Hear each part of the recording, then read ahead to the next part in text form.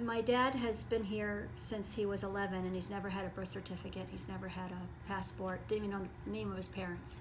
So I figured, he's turning 81. Be kind of nice to know what your parents' names were. He was born in Medza, Latvia, in 1938. He was the second child born to his mother. We don't know what happened to the first one, but when he was 2, he was taken from the family, or from the mother anyway, and put in an orphanage. And that was in 1940, which was World War II time. So from that point on, he kind of got caught up in the war. And up until last June, when I started to discover all this stuff, we thought he was in the orphanage because of the war.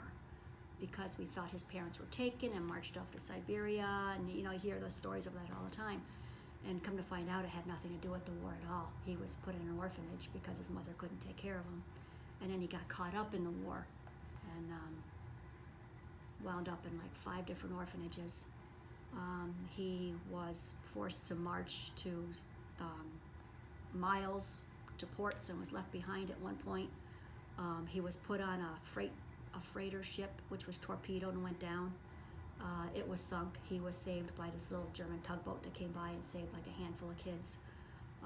He witnessed a German bombing on the orphanage, one of the orphanages that he was in, and he saw it coming and woke up all the kids, got them down into a bomb shelter, and he survived that. Wound up in, when he was 11, wound up coming here to Ellis Island. He didn't have the right town that he was born in. He thought he was born in Riga. So I requested a birth certificate, and it came back, no such person born on that date.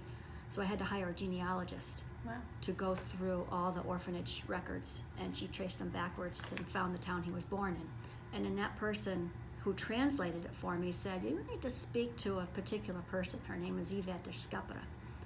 And I said, okay. And she said, she'll get a hold of you on Monday. She didn't speak English, but she'll get a hold of you. And I didn't think anything of it. Yeah, right. Well, she did. And it turns out she works in civil records in Madona, Latvia. So she has access to all this stuff. I asked him, I said, how far do you want me to go with this? Because I can find out more, but what do you want to know? And he goes, keep going and see what you find. We found 9 more siblings. He was kind of speechless. Yeah, because I've always wondered, and I brought up, growing up, do you think you have siblings? Oh, no, I don't remember any siblings. If I had siblings, I remember them. And so, no, he was totally caught off guard. He has a core group of friends that he sees, and one of them is very generous and said, you're 80 years old. How much time do you have left? He goes, you need to see your family. You need to meet them while you're still here and healthy. So he said he's going to pay for the airline ticket. Surreal. Yeah.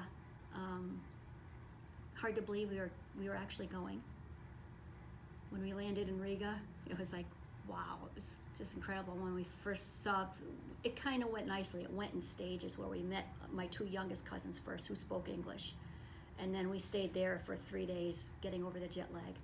And then we went to Madona and met my cousin, who I met on Facebook first, and then her mom, who's my dad's oldest sister. And just a lot of tears. Yeah. A lot of tears. And then we met the last 3 or 4 days later, on the other side of Latvia, in Liepāja, we met the other sisters. So my dad's the oldest. He'll be 81 next week. This is Agreda, and then Irina and Spolga, in that order. They welcomed us with open arms, lots of tears. They treated us like royalty. It was really amazing, and we all got along, even with the language difference. We managed. It's nice to know he has family. Yeah, he's not alone. He thought he was alone his whole time, and he's not. So, yeah, and he refers to Latvia as his mother country, his country. Keep looking. I got a lot of feedback and comments on Facebook that, your story has given me hope to keep looking, and maybe they're still out there.